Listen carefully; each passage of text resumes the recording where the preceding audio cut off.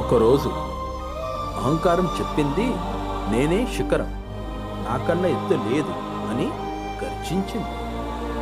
ఆత్మవిశ్వాసం నవ్వింది, ఎత్తు కాదు, ఎదుగుదలే నిజమైన ప్రయాణం అంది. అస్తిత్వం మౌనంగా నిలిచింది. మీరిద్దరూ లేక నేనెలా? అహంకారం అతిగా అయితే ఓ విధ్వంసం, ఆత్మవిశ్వాసం సమతుల్యమైతే గుర్తింపు.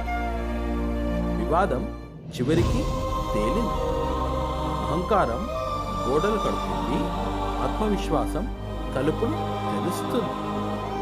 అస్తిత్వం మాత్రం ఆ తలుపుల గుండా నడిచే నిజమైన మనిషి. మీ